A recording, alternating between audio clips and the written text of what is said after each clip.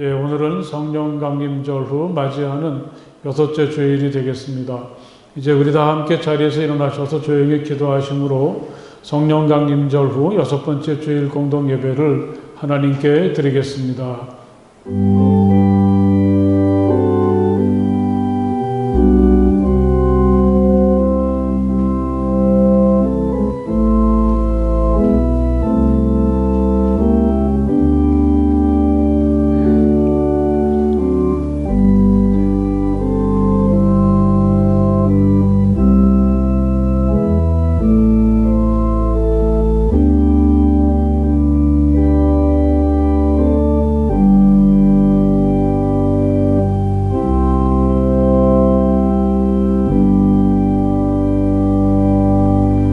가장 높으신 하나님, 주님께 감사를 드리며 주님 이름을 노래하는 것이 좋습니다. 아침에 주님의 사랑을 알리며 밤마다 주님의 성실하심을 알리는 일이 좋습니다. 주님께서 하신 일을 생각하면 기쁩니다. 손수 이루신 업적을 기억하면서 환송을 올립니다. 아멘.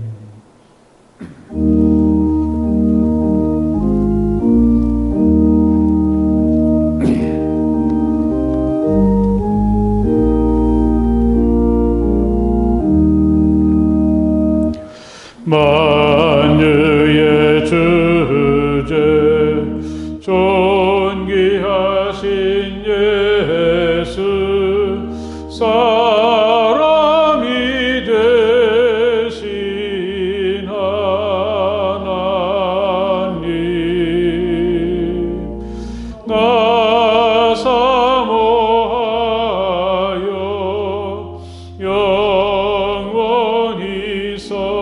영원히 내 영광 되신 주로다.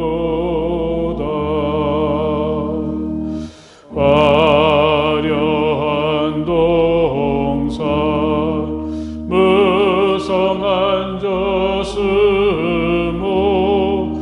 아름답고 묘하나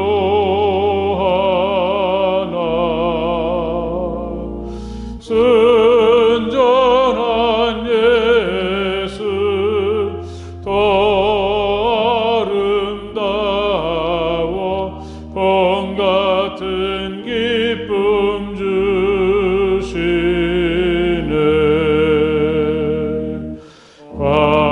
광명한 해와 명랑한 저 달빛 수많은 별들 빛나나 주 예수 빛은 더 찬란하여 참 비교할 수 없도다.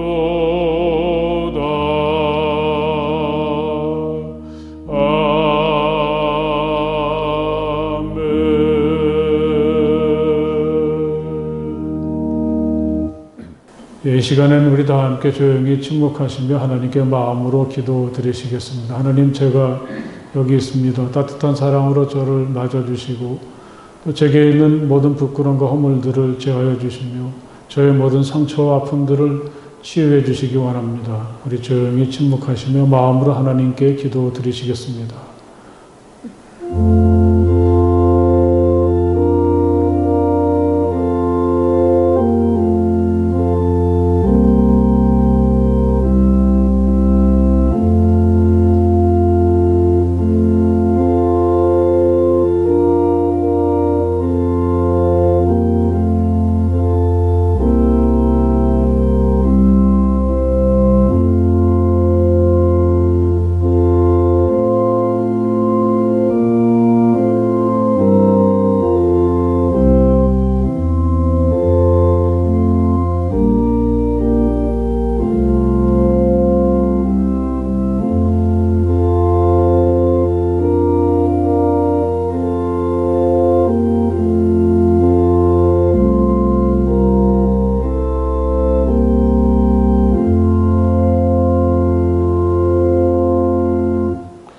오늘 우리들을 풍성한 잔치로 초대하시는 주님의 음성을 말씀을 통해 들으시기 바랍니다.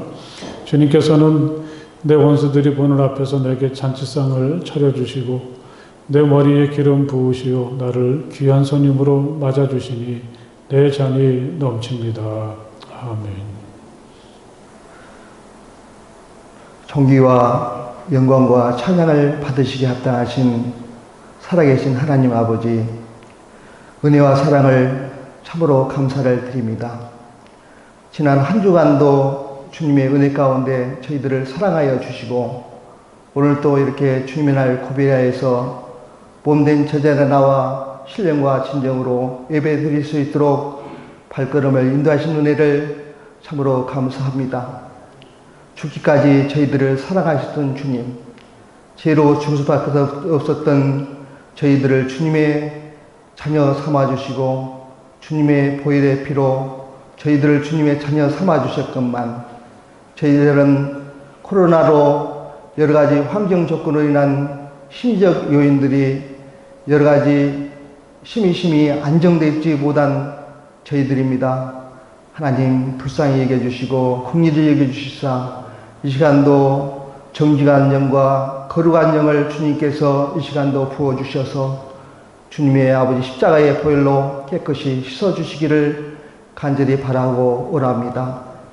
특별히 아버지 이 시간도 아버지 저희들을 아버지 코로나로 인해서 부끄러워 살고 있는 저희들을 용서하여 주시고 저희는 부르짖으라 그리하면 응답하겠고 말씀하셨지만 이를 믿지 못하고 우리의 힘으로 해결하고자 했던 교만과 어리석음을 용서하여 주옵소서. 주님을 알되 주님을 영원하게 감사하지도 아니하며 허망한 생각과 미련한 마음의 욕심만을 가득하심을 고백합니다. 우리의 말씀을 온전히 믿는 성도들이 되어 복음의 능력으로 권능으로 코로나를 치유하여 주님이 역사해 주시는 정상적인 교회와 예배가 드리며 복음을 전하는 데 부정함이 없도록 역사하여 주옵소서. 더 이상 교회로부터 전염된 일이 없도록 도와주시옵소서. 세상 사람들로 하여금 교회가 부끄러움 당하며 주님을 욕하지 않게 할 수 있도록 전염병 예방의 수칙을 잘 지키며 성도들에게 은혜의 건강의 역사가 일어나며 교회마다 하나님의 기적을 맛보며 부흥하는 교회로 발전하며 안정을 찾아서 예수님을 닮아가는 모든 주의 백성들이 되게 은혜 내려 주시옵소서. 특별히 하나님 폭염과 장마로 어려움을 겪은 일이 없도록 지켜주시며 가정과 직장과 사업장을 지켜주시기를 간구합니다. 경기가 어렵고 사회적으로 시끄러운 이때에 정치가들이 국민을 주인으로 모시도록 도와주시며 주님 앞에 간구하는 유정달이 다 되게 인도하여 주시옵소서. 목숨을 함부로 여기는 백성들이 없도록 지혜와 명철을 저희들에게 더하여 주시기를 간절히 바라옵고 오나옵나이다. 오늘도 주님 말씀 들고 대언하실 목사님 성령 충만하게 하옵시고 말씀 받고 한 주간 세상 살 때 그 말씀 삶의 등불이 되어 주시옵소서. 주님들 영육간의 강건함으로 하나님의 이루자가 되어 주시고 위로 내려오는 신령한 은혜로 하나님 목사님에게 더욱더 은혜를 더하여 주시기를 간절히 바라고 원하옵나이다. 참으로 심는 대로 거두하시는 하나님 아버지, 사람이 무엇으로 심든지 그대로 거두게 되어 있습니다. 성령으로 심어서 영생을 거둔 날까지 저희들 십자가만 바라보고 승리할 수 있는 성함의 교인들이 다 될 수 있도록 하나님께서 은혜와 은총을 내려주시기를 간절히 바라고 원하며 살아계셔서 역사하시는 우리 주 예수 그리스도 이름 받들어 감사하며 기도드리옵나이다.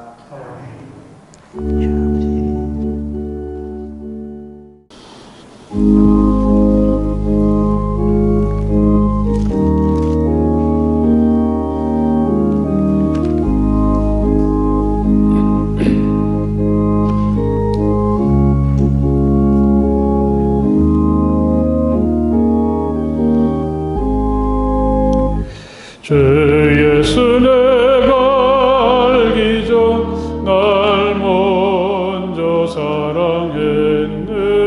그 크신 사랑 나타나 내 영혼 거듭났네. 주 내 맘에 늘 계시고 나 주의 안에 있어.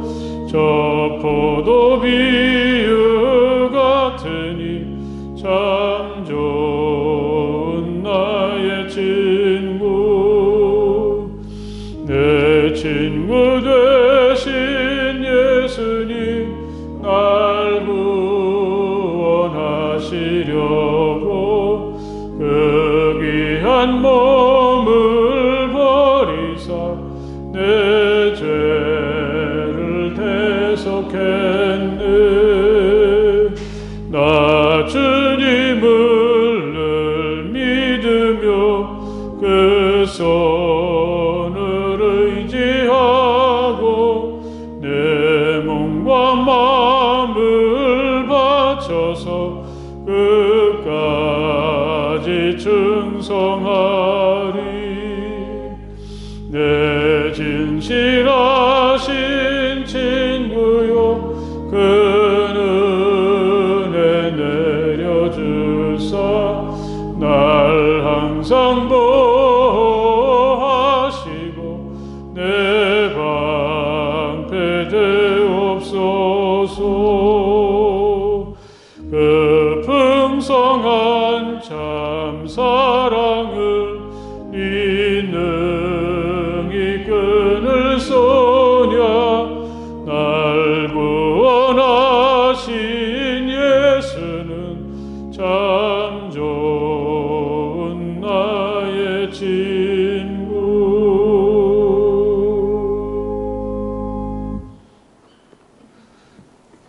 오늘 하나님의 말씀은 창세기의 말씀이 되겠습니다. 창세기 25장 19절에서 34절의 말씀을 다 찾으시기 바랍니다.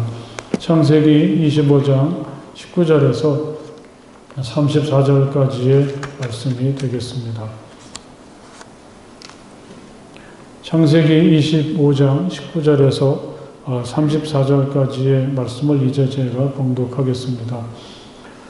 다음은 아브라함의 아들 이삭의 족보이다.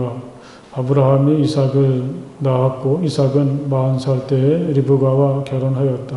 리브가는 바단 아람의 아람 사람인 부두엘의 딸이며 아람 사람인 라반의 누이이다.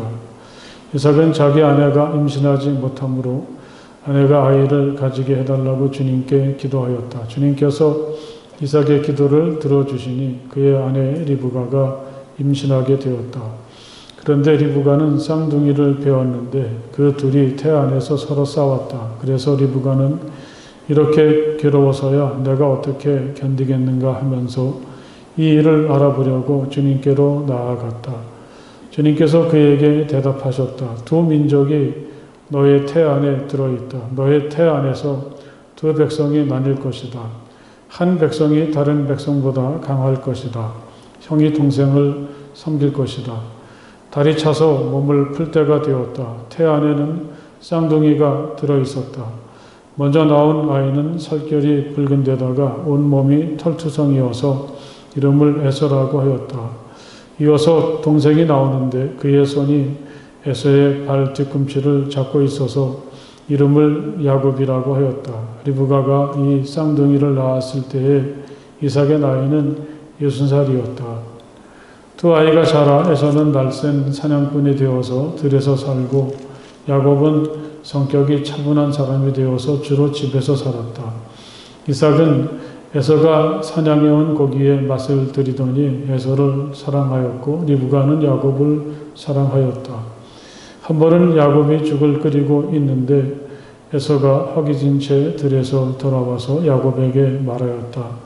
그 붉은 죽을 좀 빨리 먹자. 배가 고파 죽겠다. 에서가 붉은 죽을 먹고 싶어 하였다고 해서 에서를 에돔이라고도 한다. 야곱이 대답하였다. 형은 먼저 형이 가진 맏아들의 권리를 나에게 파시오. 에서가 말하였다. 이것 봐라. 나는 지금 죽을 지경이다. 지금 나에게 맏아들의 권리가 뭐 그리 대단한 거냐. 야곱이 말하였다. 나에게 맹세부터 하시오. 그러자 에서가 야곱에게 맏아들의 권리를 판다고 맹세하였다. 야곱이 빵과 팥죽 얼마를 에서에게 주니 에서가 먹고 마시고 일어나서 나갔다. 에서는 이와 같이 맏아들의 권리를 가볍게 여겼다. 아멘. 예, 오늘 7월 두 번째 주일이죠. 오늘 이 시간에도 함께 나와서 우리 주님께 예배하는 우리 사랑하는 성함의 가족들, 또 우리 가정이나 있는 곳에서 영상을 통해서 주님께 예배하는 우리 모든 분들에게 하나님께서 오늘도 특별한 은혜와 복을 내려주시기를 간절히 바랍니다. 우리 앞에 계신 분들에게 조용히 멍례하시면서 하나님의 평화가 함께 하시길 바랍니다. 인사 서로 나누십시오.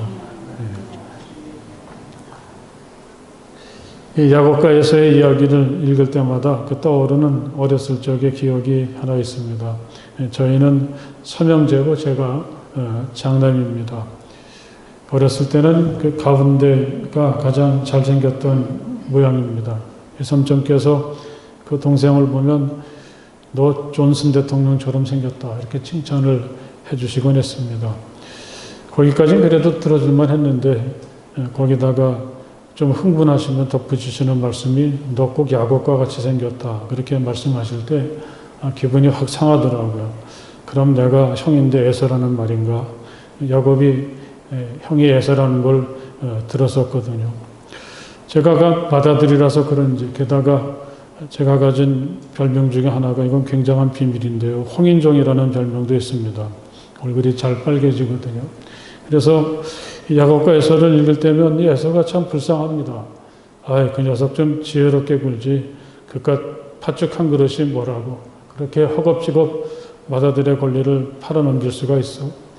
경솔한 에서가 불쌍하기도 하고 그 작은 틈을 비집고 들어가서 이 맏아들의 권리를 얻으려고 했던 야곱이 무척 얄밉기도 합니다. 에서만 그런 건 아니죠. 창세기의 말씀을 읽어보면 거기에는 비슷한 시대에 비슷한 삶을 살면서 서로 다른 길을 가는 사람들의 이야기가 나오죠. 아브라함이 있는가 하면 그의 조카 롯이 있습니다. 그들은 함께 길을 떠났고 처음에는 롯이 잘 나가는 것 같았지만 롯의 허무한 결말을 우린 다 잘 알고 있지 않습니까? 같은 아버지를 두고 태어났던 이삭과 이스마엘도 우리는 생각할 수가 있죠. 또 야곱의 아들인 요셉과 나머지 형제들이 엇갈린 길을 간 것도 우리는 읽었습니다. 물론 이러한 대비 속에는 우리가 믿음으로 길을 가는 사람과 그렇지 않은 사람들, 하나님의 부르심을 따라서 사는 사람과 제멋대로 단지 눈에 좋은 것만을 따라서 사는 사람들이 결국 어떻게 되는가? 그 결말을 우리는 읽어보면서 앞으로 우리가 해야 될 선택에 도움을 받게 됩니다. 하지만 이런 야곱과 에서의 엇갈림은 단지 성경 안에만 있는 게 아니라 우리가 살고 있는 세상의 현실도 그런 것 같습니다. 양극화를 우려하는 목소리가 들리기 시작한 것이 엄청 오랜 시간이 지났지만 그 격차가 해소되어 가고 있다는 이야기는 어디서도 들을 수가 없습니다. 어느 세상에서나 주어진 한계를 극복하고 타고난 운명을 거슬러 가면 인간 승리와 번영의 신화를 써가는 야곱 같은 사람이 있지만 그 이면에는 에서의 상실이나 한숨이 꼭 있기 마련이죠. 혹시 이 야곱과 에서가 모두 행복하고 하나님의 복이 이들 형제나 그의 자손들에게 골고루 임할 수는 없을까? 오늘 말씀을 읽을 때마다 이런 마음을, 이런 아쉬움을 가지게 됩니다. 이들은 우리가 잘 아는 것처럼 이삭의 아들로 태어납니다.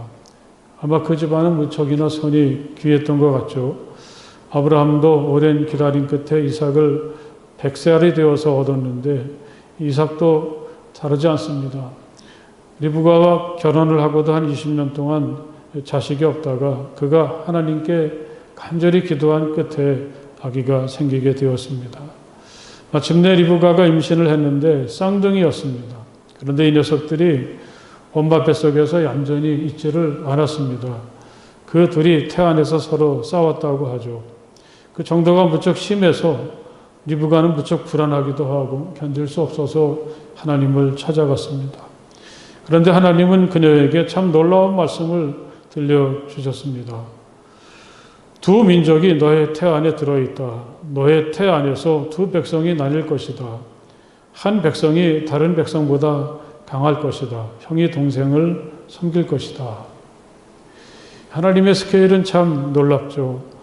자식이 귀한 집에 쌍둥이를 주시면서 둘이 서로 다른 나라를 이루게 될 것이라고 하십니다.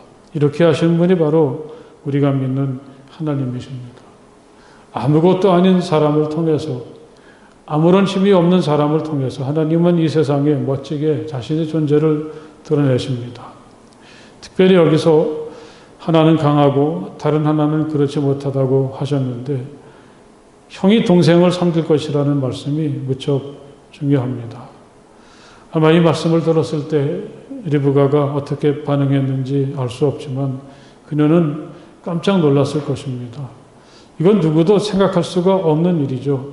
형과 동생의 순서가 바뀌다니 어떻게 이런 일이 과연 일어날 수가 있겠습니까? 하지만 바로 여기에 에서와 야곱을 세상에 보내신 하나님의 생각이 담겨 있다고 하겠습니다. 형이 동생을 섬긴다. 형과 동생의 순서가 바뀐다는 이 말씀을 우리는 어떻게 읽을 수가 있을까요? 저는 어렸을 때, 그때도 이제 키가 좀 커가지고 주변에 사는 한 살 더 먹은 저보다 키가 작은 아이들이 도대체 형처럼 보이질 않습니다. 그래서 속으로 생각한 게 내가 키가 크니까 조금 있으면 이제 내가 저 녀석들이 형이 될 거다 그렇게 기대를 했었는데 그게 아니더라고요. 내가 한 살 먹어서 우쭐거리면 그들도 벌써 한 살을 먹었더라고요. 그런 관계가 지금까지 지속이 되고 있습니다. 이렇게 우리가 살고 있는 세상엔 아무리 해도 바뀔 수 없는 것들이 있습니다. 그런데 하나님은 바로 그것을 말씀하시는 거죠. 형이 동생을 섬길 것이다. 세상에 영원히 바뀌지 않는 것은 없다. 그게 날 때부터 타고난 운명 같은 것이라고 해도 그것은 얼마든지 바뀔 수 있다. 하나님은 이렇게 우리에게 말씀을 하십니다. 사랑하는 여러분, 이건 전혀 낯선 말씀은 아니죠. 이런 하나님의 말씀에 맞장구를 치신 분이 바로 우리 주님 예수 그리스도이십니다. 그러나 첫째가 된 사람이 꼴찌가 되고 꼴찌가 된 사람이 첫째가 되는 경우가 많을 것이다. 주님은 이렇게 말씀을 하신 적이 있습니다. 예수님을 찾아왔던 한 부자 청년이 모든 것을 팔아서 가난한 사람에게 주고 너는 나를 따라와라. 그런 주님의 말씀에 그만 걸려서 돌아갔을 때 베드로는 문득 우리들이야말로 모든 걸 버리고 주님을 따르고 있다는 것이 생각나서 주님께 물었습니다. 보십시오. 우리는 모든 것을 버리고 선생님을 따랐습니다. 그러니 우리가 무엇을 받겠습니까? 그때 주님은 베드로에게 주님이 다시 오시는 날 누리게 될 하늘의 영광을 말씀하셨고 또 그들이 이 땅에서 주님을 위해서 버린 것에 100배의 상급과 영생도 약속을 하셨습니다. 그러면서 주님께서 덧붙이신 말씀이 바로 이 말씀이었습니다. 이 첫째가 꼴찌가 되고 또 꼴찌가 첫째가 되는 이 드라마에서도 보기 힘든 이 반전을 주님은 포도원 농부의 비유를 들어서 설명을 계속하십니다. 어떤 포도원 주인이 포도원에서 일할 일꾼을 구하는데 이른 아침에는 물론이지만 저녁 5시가 되어서 1시간밖에 일할 수 없을 때에도 일꾼을 데려다가 포도원에서 일을 시킵니다. 저녁이 되어서 품삯들 나누어 줄 때 나중에 온 사람들부터 지불을 하는데 나중에 온 사람이나 처음 온 사람이나 똑같이 한 데나리온을 주게 되었습니다. 나중에 와서 1시간밖에 일하지 않은 사람들은 너무 고마웠겠지만 처음에 와서 하루 종일 수고한 사람들은 처음에 그렇게 계약을 하고 왔으면서도 불공평하다고 주인에게 항의를 했습니다. 하지만 주인은 자신이 잘못한 것이 없다고 이야기하면서 이 이야기가 마치는 마지막 부분에서 주님은 다시 이런 말씀을 하십니다. 이와 같이 꼴찌들이 첫째가 되고 첫째들이 꼴찌가 될 것이다. 여러분 이 말씀을 한번 잘 생각해 보십시오. 만약에 내가 첫째라면 영원히 첫째가 되었으면 좋겠는데 그렇지 않을 수도 있다는 사실이죠. 이 말씀 앞에서 그들은 불안해질 수밖에 없을 것입니다. 이 자리를 뺏기면 안 될 텐데. 하지만 늘 꼴찌만 하는 사람이 있다면 그들에겐 이건 자신의 삶이 달라질 수 있다는 희망의 메시지가 아니고 무엇이겠습니까? 만약에 그 사람이 이 세상의 능력이나 여러 가지 많은 기준을 따져서 항상 맨 뒤에 처지고 꼴찌로만 살아야 된다고 생각을 했었고, 요새 말처럼 또 부모들이 그러면 자식들이 그런 경우도 또 얼마나 많이 있습니까? 그걸 운명처럼 받아들이려고 했었는데 그게 아니라 지금은 꼴찌이지만 나도 철째가 될 수 있다니.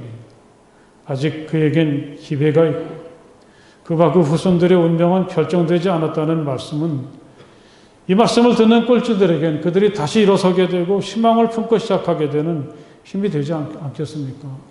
주님은 바로 우리가 오늘 이런 모습으로 세상을 살기를 바라고 계십니다. 다시 본문으로 돌아가서 말이죠. 혹시 야곱이 엄마에게 슬그머니 들려주셨던 하나님의 그 말씀을 뱃속에서 훔쳐들은 것은 아닐까? 야곱에겐 정말 그런 기질이 다분합니다. 주어진 굴레를 벗어나고 한계를 넘고 싶은 마음 말이죠. 그렇게 뱃속에서부터 싸우던 두 녀석이 마침내 세상에 나오게 되었을 때 아쉽게도 야곱은 두 번째로 태어났죠. 먼저 태어난 건 살결이 붉고 온몸이 털투덩이 내서였습니다. 그런데 이 뒤에 나온 야곱의 모습이 놀랍죠. 에서의 발꿈치를 붙잡고 있었습니다. 야곱이란 이름이 여기서 유래했다고 하죠. 발뒤꿈치를 잡다. 이들이 태어날 때의 모습은 야곱이 어떤 인간인가 잘 보여주는 대목인 거죠. 결코 포기할 줄 모르는 사람이라고 할까요? 항상 높은 것을 바라보고 어떻게 해서라도 거기에 도달하려는 꿈을 가진 사람이라고 하겠습니다. 우리는 오늘 말씀에서도 이 사람의 태도가 과연 윤리적이고 정당한가 그의 행동에 대해서 의문을 가질만 하죠. 그는 이 창세기에 나타나는 그의 여정을 살펴보면 자신의 목적을 위해서라면 다른 사람을 속이는 일도 서슴지 않았습니다.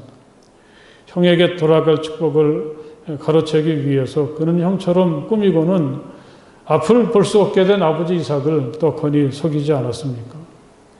야곱이란 이름 속엔 속이다, 그런 떳떳지 못한 뜻도 있습니다. 야곱은 이렇게 자신의 목적을 위해서라면 남을 속이기도 하고 수단과 방법을 가리지 않아서 이런 모든 그의 행위들이 마치 부메랑처럼 돌아와서 큰 공경을 자주 겪었습니다.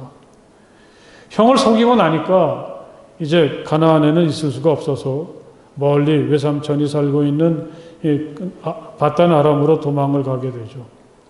그곳에서도 야곱도 외삼촌에게 보기 좋게 속기도 하지만 그는 외삼촌과 그 가족들을 기가 막히게 속였다가 가만히 눈치를 보니까 도저히 함께 할 수가 없어서 한밤중에 도망을 치지 않습니까? 이런 그의 무리한 형태는 결국 오도 가도 못하는 신세가 되게 되었습니다. 외삼촌 집을 떠났지만 그는 가나안에도 돌아가지를 못했습니다. 그런데 그럴 때마다 그를 수습해 주시고 그에게 용기를 주시는 분이 바로 하나님이십니다. 그가 처음에 집을 떠났을 때에는 하나님은 베델에서 그를 기다려 주셨습니다. 외삼촌의 집에서 깊은 고민에 빠졌을 때에는 너 이제 떠날 때가 되었으니 미련 없이 출발해라. 그렇게 그의 출발을 격려하십니다. 그리고 그가 가나안을 앞두고 야복강가에서 밤을 지새면서 고민할 땐 그에게 찾아오셔서 그가 씨름해 주시면서 아주 진한 스킨십으로 그를 위로하시고 힘을 주시죠. 그리고 그에게 이스라엘 하나님과 겨루다 그런 새로운 이름도 지어주셨습니다. 비록 야곱이 완벽한 인격을 갖춘 사람과는 거리가 멀었고 슬금슬금 다른 사람을 속이기도 하면서 자신의 목적을 이루려고 하는 부끄러운 점도 있었지만 어떻게 해서라도 주어진 한계를 넘어서고 더 높고 존귀한 세상을 향하는 이 야곱과 같은 사람에게 하나님의 기대와 관심이 쏠려 있다는 것을 우리는 이 야곱의 이야기를 통해서 깨닫게 됩니다. 야곱과 에서 이 사람들의 운명이 어떻게 엇갈리게 되는 걸까요? 오늘 말씀이 그것을 잘 설명해 준다고 읽었습니다. 에서는 평소처럼 그날도 사냥을 하러 들로 쏘다니다가 그러다가 집으로 돌아왔는데 얼마나 허기지고 배가 고프겠습니까? 마침 그때 동생 야곱이 죽을 끓이고 있었죠. 어쩌면 그렇게 일이 잘 맞아 떨어지는지 에서는 집으로 들어서자마자 동생에게 죽을 좀 다오 그렇게 얘기했습니다. 그런데 야곱은 에서에게 죽을 퍼주지는 않고 시간을 질질 끕니다. 에서가 조급하고 참을성이 없다는 걸 야곱은 잘 알고 있었죠. 뭐 하는 거야? 배고파 죽겠어. 빨리 줘. 에서가 다시 소리를 칩니다. 그때 야곱이 이야기하죠. 형, 내가 당연히 형에게 이 죽을 주기는 할 텐데 한 가지 조건이 있어. 그러면서 이런 제안을 합니다. 형은 먼저 형이 가진 맏아들의 권리를 나에게 파시오. 이렇게 야곱은 자기가 품고 있던 속내를 에서에게 드러냈습니다. 비록 날 때는 간발의 차이로 내가 늦어서 네 발목을 붙잡고 나왔지만 나는 너의 동생이 아니라 형으로 살고 싶어. 야곱이 형에게 에서에게 형 대접을 하기 싫어서는 아니라고 생각을 합니다. 야곱은 정말 맏아들이 되고 싶었습니다. 오늘 말씀의 후반부를 보면 맏아들의 권리라는 말이 거듭 나오는데 그는 맏아들의 권리를 가지고 싶었습니다. 하나님께서 아브라함 할아버지에게 내주셨고 아버지에게로 이어지는 오직 단 한 사람만이 받을 수 있는 그 복을 내가 받고 싶어. 이게 바로 야곱이 가진 꿈이죠. 이 맏아들이 되면 물론 다른 형제들에 비해서 2배의 유산을 받게 되지만 야곱은 이렇게 형보다 더 받고 싶어서 물질의 욕심이 있어서 이런 제안을 한 것은 아니라고 생각을 합니다. 맏아들에겐 말로 표현할 수 없는 엄청난 것이 주어지게 되죠. 그래서 그는 맏아들처럼 살고 싶었습니다. 그걸 더 높고 존귀하고 가치 있는 삶이라고 할까요? 단지 물질로만 계산할 수 없는 소중한 가치가 맏아들에겐 있습니다. 그들은 다른 형제들에 비해서 하나님께서 정말 소중히 여기셔서 다른 사람들을 향해서 다른 건 다 너희들의 것일지 모르지만 이 첫째는 다 내 것이다. 그렇게 주장하실 정도로 귀한 사람입니다. 이 맏아들에겐 많은 책임이 따릅니다. 하나님께서 특별히 신임하시고 소중한 일을 맡기시는 그 사람이 바로 맏아들입니다. 하나님께서는 미리 아신 사람들을 택하셔서 자기 아들의 형상과 같은 모습이 되도록 미리 정하셨으니 이것은 그 아들이 많은 형제 가운데서 맏아들이 되게 하시려는 것입니다. 사도 바울은 시간이 한참 지난 다음에 이렇게 맏아들이란 존재를 새롭게 규정을 지었습니다. 간단히 말하면 그리스도 안에 있는 사람은 누구나 다 하나님의 맏아들이다. 그런 뜻이라고 하겠습니다. 그들은 하나님께서 특별히 구별하시고 엄격하게 훈련시키셔서 아주 소중하고 가치 있는 다른 사람에게 맡길 수 없는 그 일을 맡기시는 그런 하나님의 신임이 있는 사람들이죠. 적어도 야곱은 세상을 살 때 이렇게 살고 싶었습니다.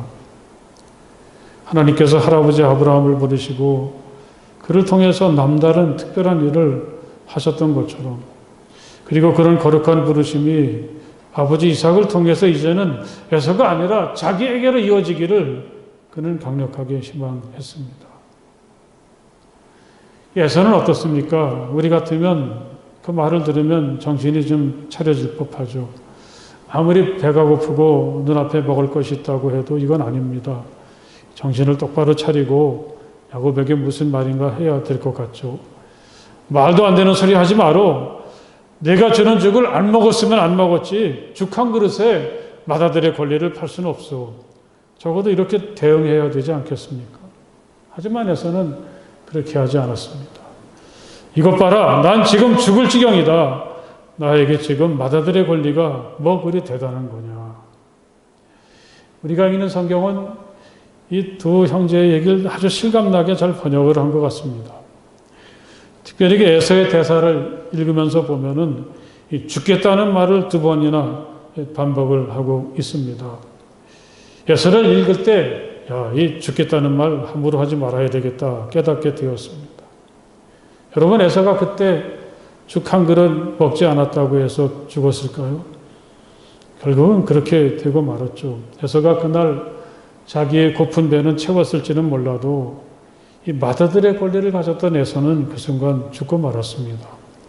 그가 무의식적으로 했던 죽겠다는 말이 공연한 말이 아닌 게 되고 말았습니다. 이런 걸 보면 죽겠다는 말은 정말 하지 말아야 되겠다. 죽겠다고 입버릇처럼 말하다가 진짜 죽게 되는 정말 소중한 것을 죽게 하는 일이 우리 가운데 일어날 수도 있습니다. 하나님은 이스라엘 백성들이 광야에서 많이 불평할 때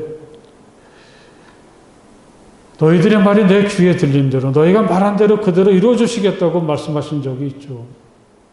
사랑하는 여러분, 적어도 우리가 살아있는 한 할 수 없어, 틀렸어, 죽겠어 이런 말들은 될 수 있으면 하지 말아야 되겠습니다.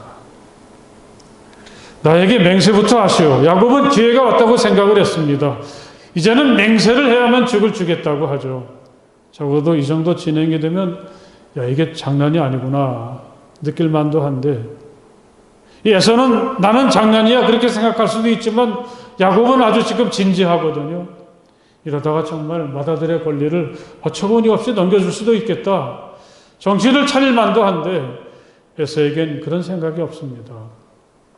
그러자 에서가 야곱에게 맏아들의 권리를 판다고 맹세하였다. 여러분, 이게 에서입니다. 마침내 그는 야곱이 주는 팥죽과 빵을 먹습니다.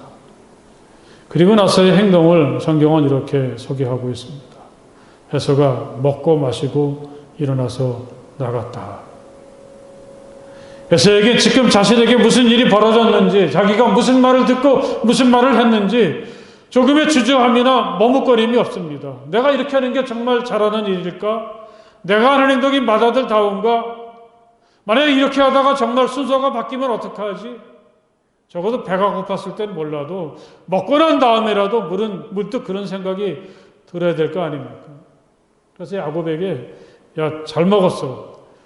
내가 아무리 그래도 순서는 바뀌지 않아. 달라진 건 아무것도 없어. 내가 잡아온 토끼나 갖고 가라. 그렇게 얘기해야 되지 않을까요? 하지만 에서는 일어나서 밖으로 나갈 뿐입니다. 에서는 이와 같이 맏아들의 권리를 가볍게 여겼다. 어린 시절에 죽 한 그릇을 두고 그들 사이에 있었던 이야기를 이렇게 결론을 맺습니다. 이들의 이런 행동이 둘 사이의 순서가 바뀌는데 어떤 영향을 끼치기는 한 걸까요? 법적으로 이게 무슨 효력이 있을까요? 한 가지 분명한 것은 야곱은 맏아들은 아니었지만 그렇게 살고 싶은 간절함이 있었습니다. 그런 마음이 죽 한 그릇을 통해서도 드러나게 되는 거죠. 에서는 맏아들이었지만 맏아들이 그렇게 소중한 건지 알지 못했고 그런 마음이 죽 한 그릇에 또 담겨 있었습니다. 야곱에겐 주어진 한계와 운명을 넘어서려는 열망이 가득했습니다. 그에게 설령 태어난 순서를 바꾸는 도저히 불가능한 일이라도 포기하지 않고 더 높고 존귀한 삶을 향해 나가려고 했습니다. 우리는 그 후 야곱이 얼마나 혹독한 시련의 시간을 보냈는지 잘 알고 있습니다. 맏아들로 사는 게 그렇게 힘들고 고달프다는 것을 알면서도 그는 그렇게 살고 싶었고 하나님은 그에게 그런 삶을 마침내 허락을 해 주십니다. 너의 아버지 이삭을 보살펴준 하나님이다. 내가 지금 누워있는 이 땅을 너와 네 자손에게 주겠다. 너의 자손이 땅에 티끌처럼 많아질 것이며 이 땅 위에 모든 백성이 너와 너의 자손 덕택에 복을 받을 것이다. 내가 너와 함께 있어서 내가 어디로 가든지 너를 지켜주며 내가 너를 다시 이 땅으로 데려오겠다. 내가 너에게 약속한 것을 다 이루기까지 내가 너를 떠나지 않겠다. 여러분, 이런 위대하고 멋지고 존귀한 삶을 어떻게 죽 한 그릇과 비교할 수가 있겠습니까? 아무리 힘들고 어렵더라도 우리는 에서의 실수를 반복해서는 안 되겠습니다. 하나님의 자녀로서의 존귀하고 가치 있는 삶에 대한 꿈을, 부르심을 우리는 결코 죽 한 그릇 때문에 잃어버릴 수는 없지 않습니까? 오늘 우리는 누구처럼 살고 있습니까? 이야기 속에서 나는 야곱에 속합니까? 에서에 속합니까? 에서처럼 하나님께서 참 좋은 삶을 허락해 주셨는데 지금 당장 뭐가 마음에 안 맞고 배가 고프다고 해서 입만 열면 죽겠다고 중얼거리면서 허겁지겁 그렇게 살고 있지는 않습니까?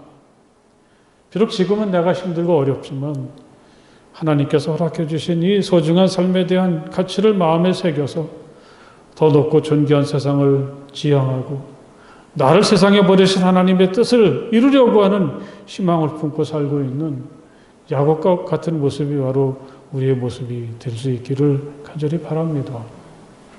결국 우리들의 인생은 우리가 희망하고 꿈꾸고 그리는 대로 될 것입니다. 더 높은 삶을 희망하고 추구한다면 하나님은 우리에게 그 길을 열어주실 줄 믿습니다.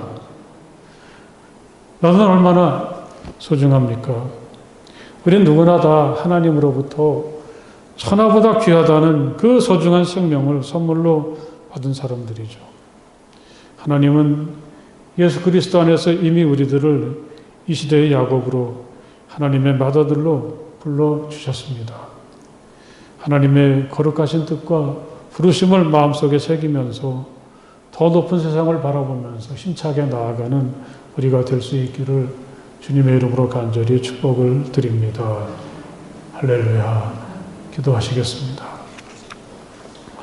많은 사람들이 실망하고 또 목적을 잃어버리고 그저 죽 한 그릇 때문에 허겁지겁 살고 있지만 서로 우리가 그렇게 힘들고 어려워도 하나님이 우리를 이 시대의 야곱으로 또 이 시대에 우리 주님의 맏아들로 불러주셨다는 사실을 이 귀한 말씀을 통해서 깨닫게 도와주시니 감사합니다.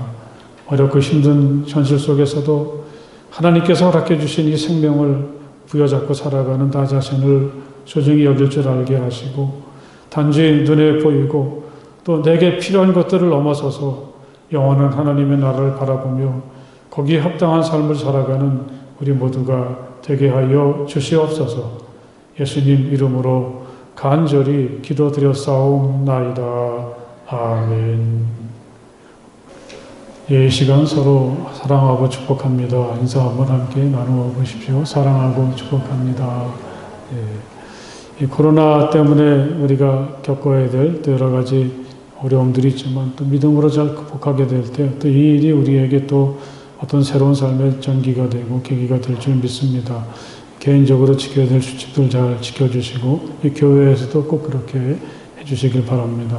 보니까 다 잘 지키시고 계시네요. 또 예배는 우리 이제 좀 자리가 잡혀서 우리가 보통 드리는 대로 그대로 드리고 주보에 안내가 나갔으니까 여러분 잘 참여해 주시길 바라고 또 못 오시는 분들은 우리 중고등부는 바로 그 예배 그 시간 실시간으로 또 아동부는 이 예배를 이렇게 촬영하고 미리 준비해서 카톡으로 부모님들께 보내드리게 되니까 우리 자녀들도 예배를 건너뛰는 일이 없도록 꼭 그렇게 힘쓰시기를 부탁을 드립니다.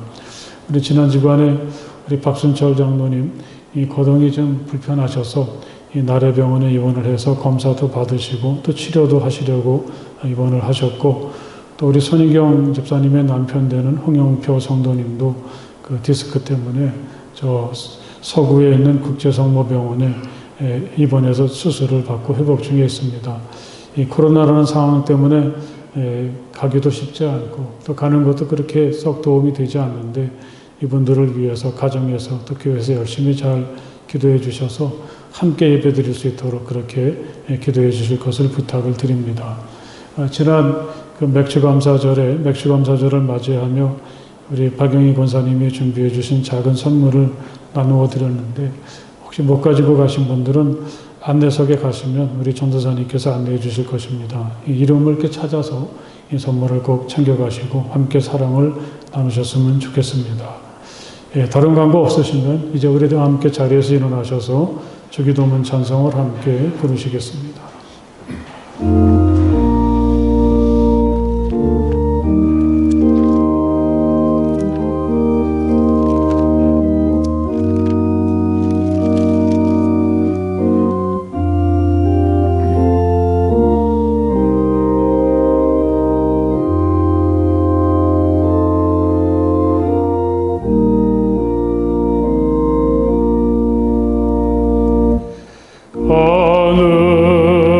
하늘에 계신 아버지 이름 거룩하사 주님 나라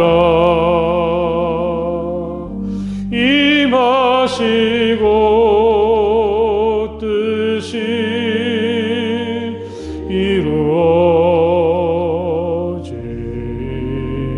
이루어지다. 일용할 양식 주시고 우리들의 큰 죄 다 용서하옵시고 또 시험에 들게 마시고 악에서 구원하소서. 대개 주의 나라 주의 권세 주의 영광 영원히